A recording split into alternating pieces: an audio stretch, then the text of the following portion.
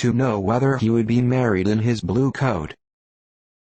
Well, and so we breakfasted at 10 as usual. I thought it would never be over, for, by the by, you are to understand that my uncle and aunt were horrid unpleasant all the time I was with them. If you'll believe me, I did not once put my foot out of doors, though I was there a fortnight. Not one party, or scheme, or anything.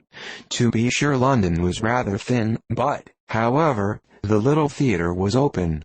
Well, and so just as the carriage came to the door, my uncle was called away upon business to that horrid man Mr. Stone.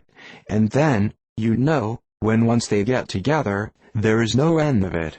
Well, I was so frightened I did not know what to do, for my uncle was to give me away, and if we were beyond the hour, we could not be married all day.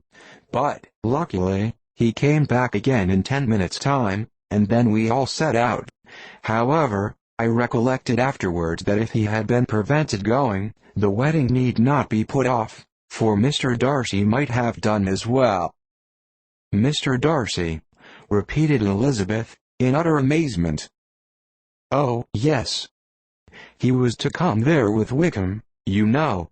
But gracious me! I quite forgot. I ought not to have said a word about it. I promised them so faithfully. What will Wickham say? It was to be such a secret. If it was to be secret, said Jane, say not another word on the subject. You may depend upon I seeking no further. Oh, certainly, said Elizabeth, though burning with curiosity, we will ask you no questions. Thank you, said Lydia, for if you did, I should certainly tell you all, and then Wickham would be angry. On such encouragement to ask, Elizabeth was forced to put it out of her power, by running away. But to live in ignorance on such a point was impossible, or at least it was impossible not to try for information. Mr. Darcy had been at her sister's wedding.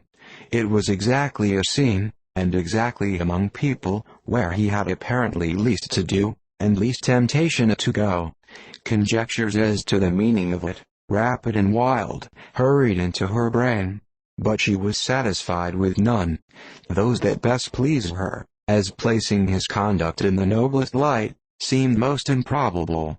She could not bear such suspense, and hastily seizing a sheet of paper, wrote a short letter to her aunt, to request an explanation of what Lydia had dropped, if it were compatible with the secrecy which had been intended.